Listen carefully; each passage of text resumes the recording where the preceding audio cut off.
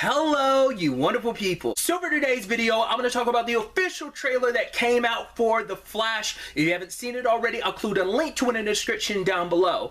So this video, I'm going to be kind of talking a little spoilers about the Flashpoint storyline. So this will kind of enter spoiler territory, but also, like, obviously they're doing things a little bit different while also still kind of being true to the story, at least what I know of it. I've never read the Flashpoint story in the comics, but I did watch a couple of years ago, I watched the Justice League Flashpoint Paradox. It's an animated movie adaptation of the storyline. So obviously this is a universal, multiversal level storyline, but they're also not, it's still massive, but they're obviously missing story points. I think it's interesting because, all right, so let's break things down before I get too ahead of myself. I was so confused with the whole two Barry things. I was like, what was that about? Now in the context of the trailer, I'm like, okay, so it makes a lot more sense. Okay, so Barry from Timeline A ran back in time to try and save his mom from her, you know, for one, getting murdered, and also his dad going to prison for her murder. But the fact is that in that case, Barry ends up, instead of replacing himself in this new timeline he created, that timeline kept going on. So Timeline A Barry is stuck in Flashpoint timeline, or Timeline B for simplicity's sake, and so that's why there's two Barrys. Once again, I didn't really understand where the two Barrys come from, and now I'm like, okay, so that's why we're really leaning into the paradox of it all. So.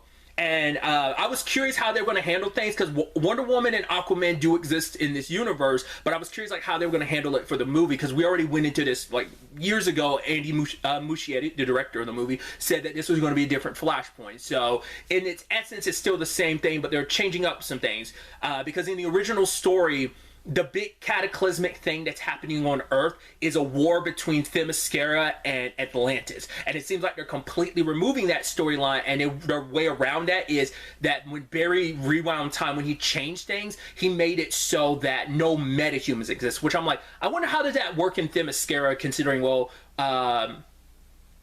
Diana is, you know, part god. She's half god. So I'm curious, like, did just something happen completely? Like, I'm sure they'll probably, like, get some, like, lines of dialogue about it. Maybe, maybe not. Like, him saying, like, there's no metahumans makes sense why there's no, like, that's a way around, like, not including Cyborg in this story, or probably a lot of other heroes that would be involved. Because, once again, this involves the entire, like a lot of DC characters, heroes and villains. So you know, so but I think it's interesting that it is still the big scale story that it is, but it's kind of also smaller at the same time. I mean, at the heart of it, Flashpoint is like a personal story. It's about a kid who, you know, but an adult who wanted to save his mom, because it's like, right, I have this power now. I can change it. I can make things better. Which Ben Affleck's Bruce is like, yo, do not do that. Because he's like, no, I could go back in time and fix everything. He's like, or you could destroy everything, which he does. Because in this situation, instead of it being the war between the Atlanteans and the Themyscirans,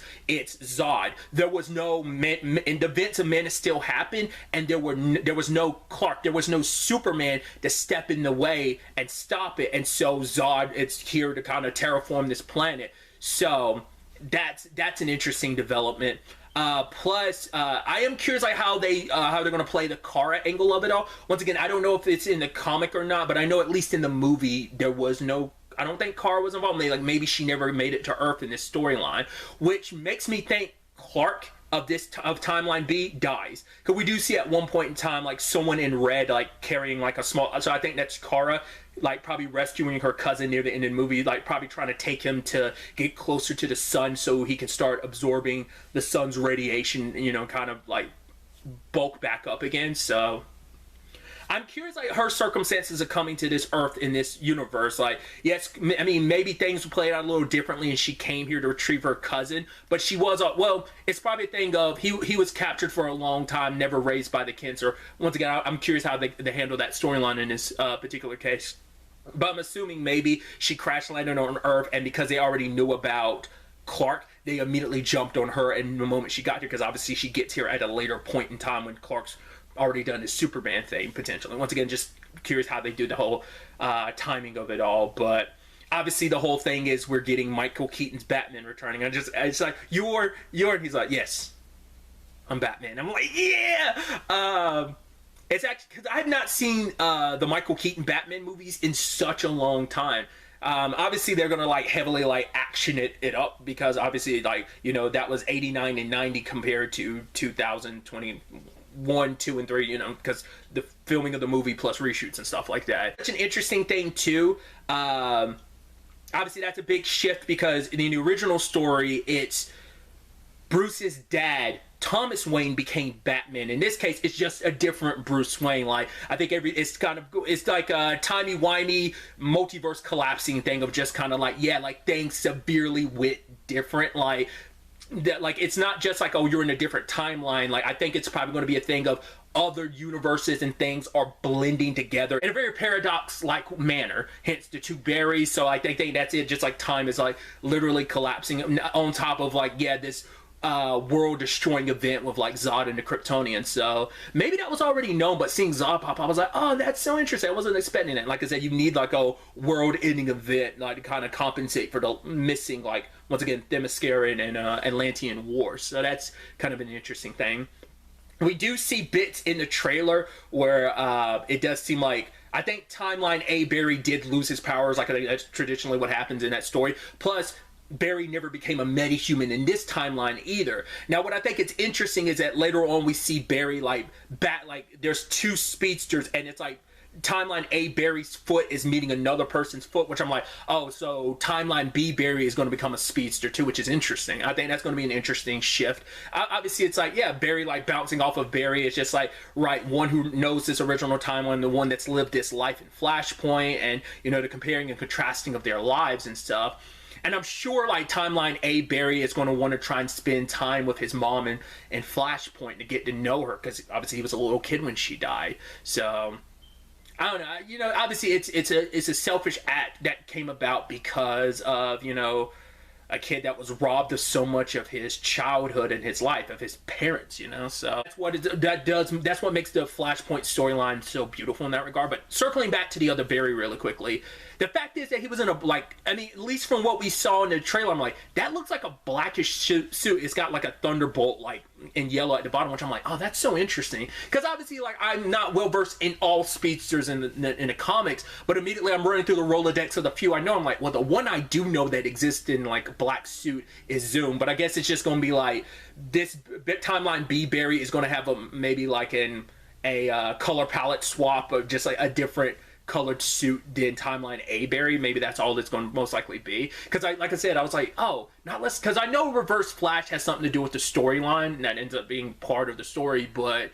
I don't think he exists quite yet in this timeline, so that's why I guess they're also compensating by including another speedster, timeline B, Barry, Flashpoint Barry. Well, it also depends on how they handle it, because I was like, Timeline A, Barry might only be the one that has to go through the trouble of getting his powers back, because maybe the whole thing is maybe they're able to synthesize it at the moment, because those metahuman genes are still inside of Barry, they're just not activated. Which, remembering where it went in the movie, and I think this is straight out of comics too, it's a brutal process getting his powers back.